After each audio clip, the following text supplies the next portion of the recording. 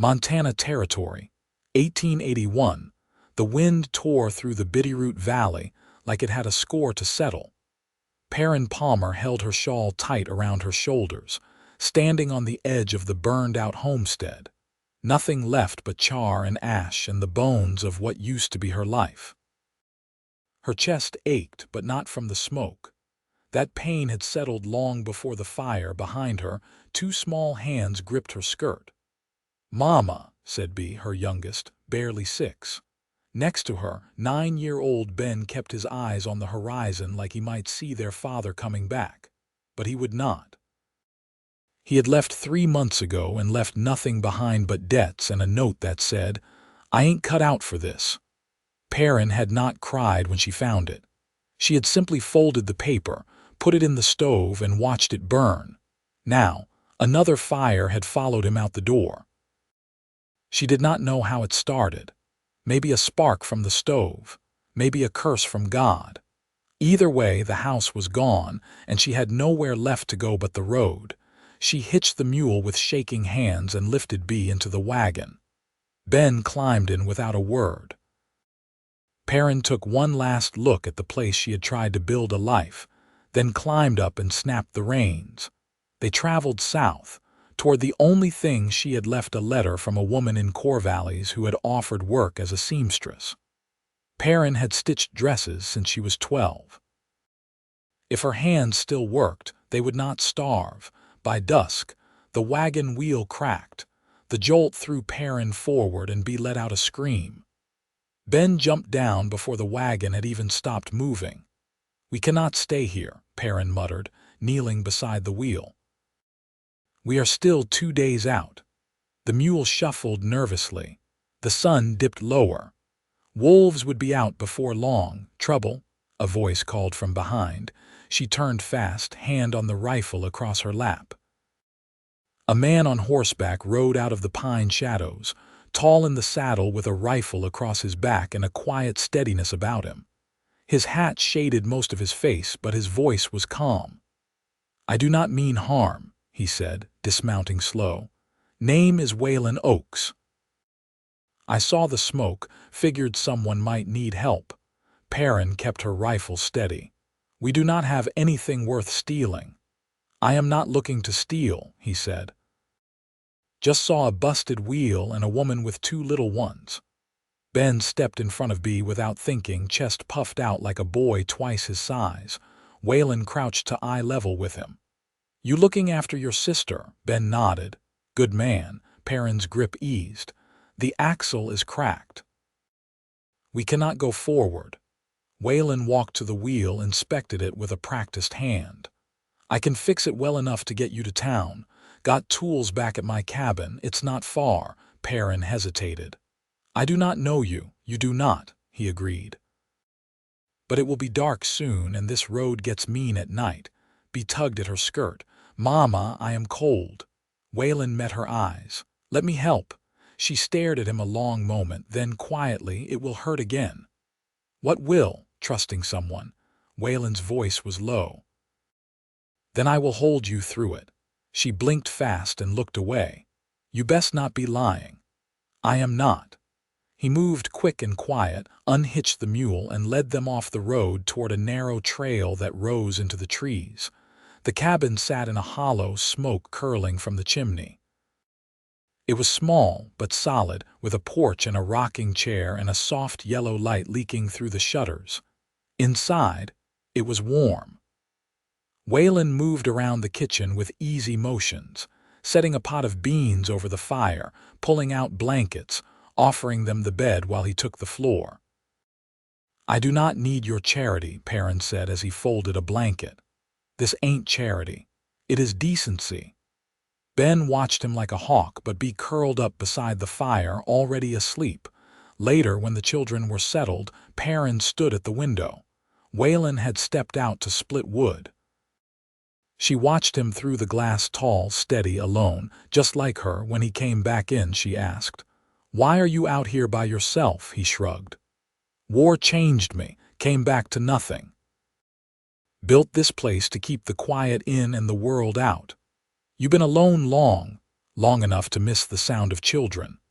Perrin sat on the edge of the bed, her hands clasped. "I do not want saving. I am not trying to save you. Then what are you doing?" Looking at a woman who has not had a rest in too long. That is all. Her eyes filled before she could stop it. She turned her face away. Waylen knelt beside her, not touching, just close enough. "You do not have to fight alone anymore." She looked at him then. Really looked. The next morning he fixed the wheel, taught Ben how to help, showed him how to brace it with stone. "You have a way with him," Perrin said as they packed the wagon. "I had a little brother once. Before the war." She placed a hand on his arm. "Come with us to Corvallis. There is work there. We could." She stopped, unsure. Waylen looked down at her hand. "I will come," he said simply. They traveled together. At night he slept under the stars beside the wagon.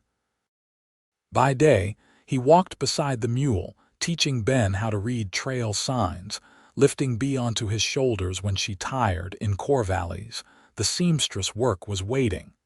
A small room above the shop came with it. "I can stay in the livery," Waylen said. "Help around town." "You could stay with us," Perrin said, voice low, "if you wanted." "I do want that." Later that week, she sat beside him on the porch as the sun went down. The children were asleep upstairs. "You meant what you said?" she asked. "About holding me through it." He turned to her, took her hand. "I am here, Perrin. I am not going anywhere." And when she leaned into him, he wrapped his arms around her and held her like he had meant to do it all his life. The first hard frost came early that year. Perrin stood at the window of the seamstress shop, her fingers stiff from pinning sleeves in the unheated room upstairs. Below, the street was quiet, most folks tucked in or hurrying home beneath a sky washed pale with cold. She watched Waylen cross toward the livery, a sack of oats slung over his shoulder, his breath curling in front of him like smoke. He didn't look up, but she knew he had seen her. He always did. She turned back to her work. A wool dress for the banker's wife, dark green, lined with muslin. Her stitches were tight, even. She'd learned young that neat hands could keep food on the table when nothing else would. "Mama," Ben called softly from the corner, where he sat carving lines into a scrap of pine with a spoon. "He said I could help with the horses tomorrow." Perrin didn't look up. "Did you finish your copywork?" "Yes'm." "Then ask him if he's willing. Don't assume." Ben grinned and tucked the wood into his coat. After supper, with Bee curled beside the stove and Ben reading aloud from a borrowed primer, Waylen knocked once on the doorframe, then stepped inside without waiting. He always did that now, waited for her to say yes before crossing the threshold. She hadn't asked him to. He just understood. "I have something," he said, setting a folded square of canvas on the table. "Found it behind the livery, thought it might serve." Perrin unrolled it. A child's winter coat, small and patched but sound. She ran her hand over the seams. "You stitched this?" "Used to mend my brother's things," he said. Wasn't much to look at, but it kept him warm. Bee roused, still half sleeping, and Perrin slipped the coat around her shoulders. It fit. "Thank you," she said quietly. Waylen sat on the edge of the chair, his hands clasped between his knees. "There's a woman in town, Mrs. Elspeth. Lost her husband last spring. Has a few chickens, some land. She asked if I'd help her fence in the orchard, keep out the deer. Said she'd pay in eggs and apples. Will you take it?" He nodded. "It's honest work." Perrin folded the coat again and set it aside. "She's a widow, older than my ma would have been, I reckon, walks with a cane." Perrin exhaled slow. "I didn't ask out of jealousy. I didn't answer out of guilt," he said. "We're not married, but I carry you with me." She looked down at her hands. "I don't know what to call this." "You don't have to call it yet," he said. "Just let it grow." Ben yawned and leaned against the wall. Perrin rose, tucked the children into the pallet beside the stove, then returned to the table where Waylen waited, silent. I heard from the land agent, she said. The old Montgomery place just west of the river. The barn's still standing. 2 rooms inside. If I take on 2 more clients, we might afford it come spring. Wayland's brow furrowed. That's a long walk for B in winter. Then we'd make it work, we always do. Let me help. She met his gaze. I won't you won't, he said. But I'll still be there. She nodded once, then reached across the table, her fingers brushing his. He didn't pull away later when the children slept and the fire had burned low. Perrin stood on the steps outside, wrapped in her father's old coat. Wayland sat beside her, his hat in his hands, his hair damp with snow. You ever think about leaving? She asked. I did. Why didn't you? He turned to her. Because you looked me in the eye and didn't flinch. She leaned into his shoulder just enough to feel the weight of him. I still don't know how to trust it, she whispered. He rested his cheek against her hair. Then I'll wait until you do. She closed her eyes and let the silence stretch between them, quiet and whole. The snow deepened across December, swallowing the roads and bending the black cottonwoods along the river until they groaned under the weight. Perrin stitched through daylight hours beside the shop's front window, her hands raw and red, her shoulders hunched from cold. The upstairs room held the warmth of breath and bodies through the nights, but mornings were sharp with frostbite waiting. Wayland had taken on hauling work for the grist mill south of town, driving a draft team through the pass and back again every 2, sometimes 3 days. He never said much about the work, but Perrin could see the wear in his coat, the way his knuckles split and healed again in quiet repetition. Most nights he returned bone-tired, his voice rough and low, but he always asked after the children first. You're late, Perrin said one evening, glancing up from the hem she was turning. He pulled off his gloves, shaking out the damp. Fellow's wagon overturned near Rock Creek. I stayed to help right it. She nodded without looking at him, her needle moving steady. You eat? Not yet. There's stew left if you don't mind scraping the bottom. He crossed to the stove and served himself from the pot, sitting near B as she curled beneath a quilt, her thumb tucked in her mouth. Ben was already asleep, his boots still on, a book spread open across his chest. After a while, Wayland said, the mill foreman offered me a spot in the bunkhouse, says I've earned it with the hauls. Perrin didn't answer. I told him no. Didn't feel right sleeping warm while you're up here with them and no fire in the grate. She set her sewing down. You shouldn't have to choose between comfort and decency. I'm not choosing, he said. I've already chosen. She stood and crossed to the stove, refilling his cup with the weak coffee she'd boiled from reused grounds. He took it without a word, but when their fingers brushed, he didn't let go right away. Do you ever wish you'd turned another way? She asked. What do you mean? Back when you saw the wagon on the road, you could have kept riding. Never stopped. He looked at her a moment, then said, I think about it sometimes, not because I regret stopping, but because I can't imagine myself beyond that moment. Everything before feels like it belonged to someone else. Perrin sank into the chair beside him. It's strange, she said. I keep waiting for it to fall apart, for you to go like he did. I won't. You say that, but saying doesn't stop it from happening. I know. She studied the flicker of the lamp between them. When I told you it would hurt again, I wasn't warning you off. I was bracing myself. He leaned forward, elbows on his knees. Then let me say it again. I'll hold you through it. I meant that.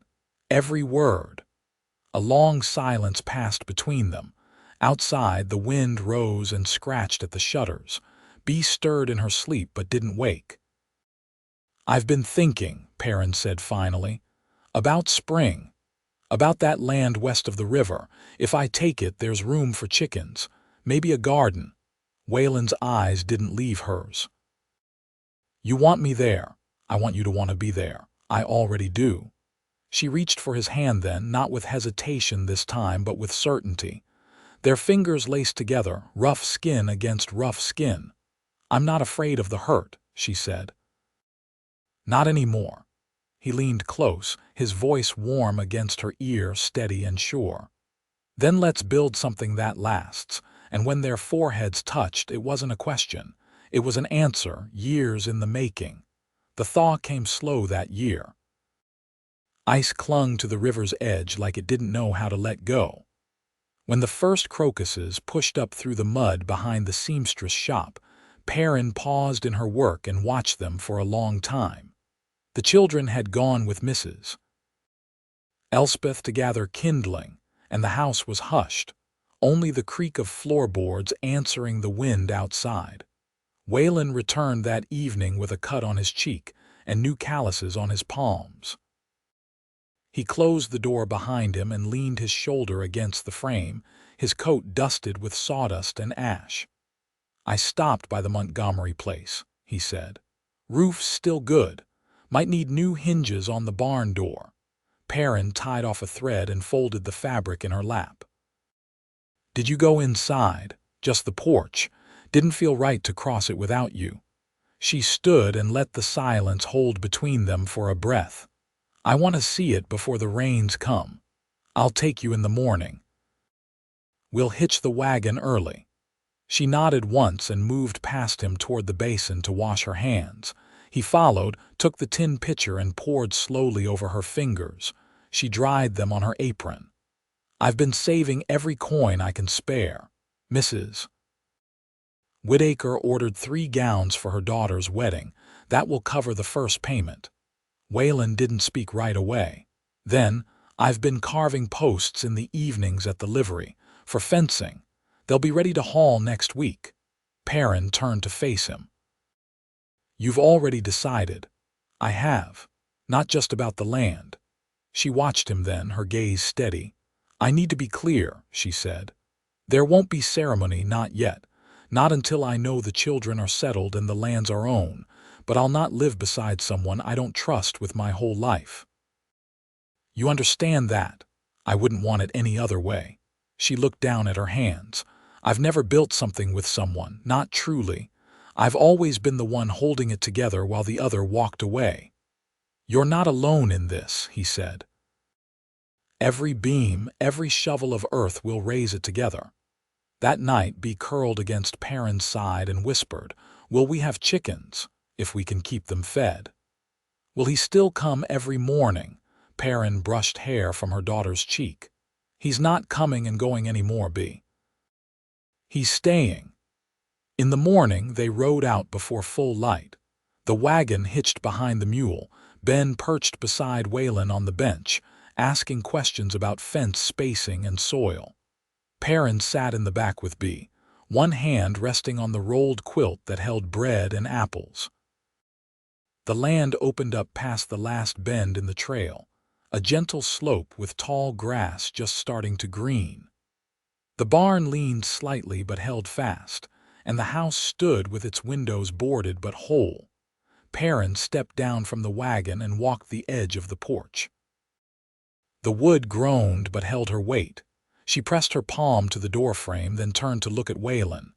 "We can make something here." He didn't nod. He only stepped beside her and reached for her hand. Inside, the rooms were bare, dust thick along the sill. Perrin opened the back door and stepped out into the small yard, where an old foundation marked the outline of a smokehouse. She crouched and picked up a piece of chalky brick between her fingers. "We'll need a stove that don't leak," she said. "I'll trade labor at the smith's." "He owes me a favor." She stood and looked at him full, her chin tilted just slightly. "I don't want to be beholden. I'm not offering a debt. I'm offering a life." Perrin let the quiet settle around them. The wind stirred her skirts and caught the edge of his coat. The mule snorted softly from the wagon. The children laughed, chasing each other through the tall grass. She reached for his arm and held it, not lightly but with weight. "Then this is where we begin." He turned to her, eyes crinkling at the corners. "Together." She nodded once, then stepped close enough that her forehead touched his chest. He wrapped his arms around her without hesitation, steady like stone, warm like morning sun. They stood that way until the children came running and the wind shifted, carrying the scent of wet earth and wild sage. The thaw had broken, and in its place, something new had taken root, something that would hold. They moved into the house on the first clear day of April. The ground was still soft beneath the wagon wheels, and the windows let in more wind than light. But the children ran through the empty rooms with sharp laughter, and Waylen had already hung a door latch he'd carved by hand. Perrin carried the bedding in herself, one bundle at a time, her jaw set against the ache in her back. She didn't ask for help. She didn't need to. Waylen knew when to lift the weight without words. The stove came 2 days later, traded for half a month's work at the smith's forge. Waylen brought it in strapped to a borrowed sled, his coat soaked through from the river crossing. He didn't complain. He just shook off the cold, rolled up his sleeves and bolted it into place while Bee perched on a stool behind him, chewing on a strip of dried apple and humming tunelessly. That night, with the stove crackling and the smell of roasted onion thick in the air, Perrin leaned against the doorframe and watched him teach Ben how to sharpen a drawknife. The boy's hands were clumsy, but steady. Waylen corrected his grip gently, patient in a way she hadn't expected from a man who carried scars behind his eyes. "You ever think about sending him to school?" he asked quietly, not looking up. She folded her arms. "There's one in town. But it's crowded and some of the boys are cruel. Still," he said, glancing over, "he's sharp, could do more than mend fences. He needs to know his hands first, then his books." Waylen nodded. "That's fair." She stepped into the room and took the whetstone from Ben. "That's enough for now. Go help your sister with the pallet." When the children had settled, Perrin stayed by the fire, her skirt tucked around her legs, the warmth soaking into her bones. Waylen sat across from her, hands resting on his knees.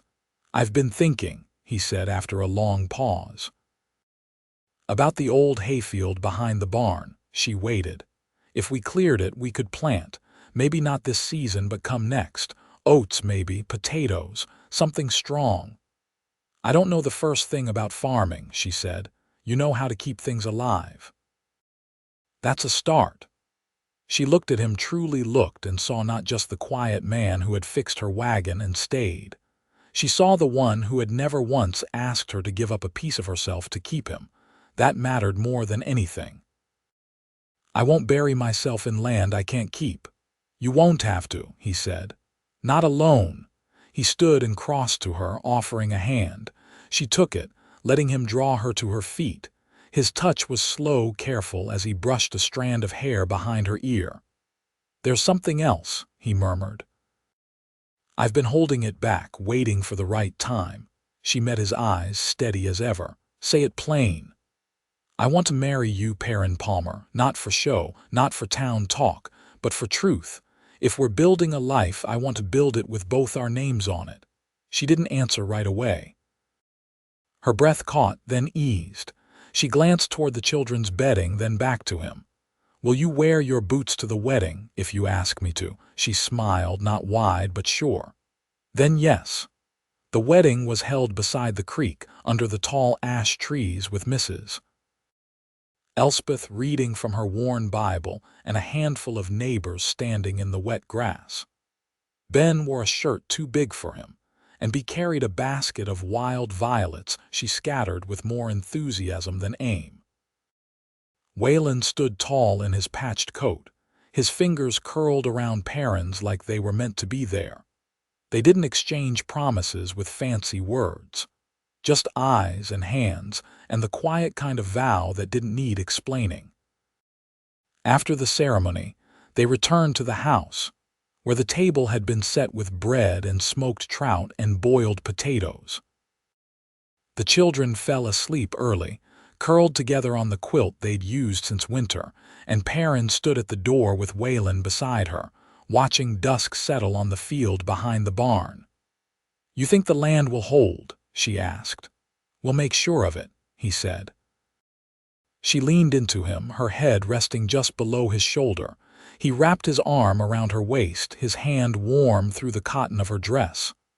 "I never thought I'd have this," she whispered. "You do now. And it'll last as long as we keep choosing it." And they did.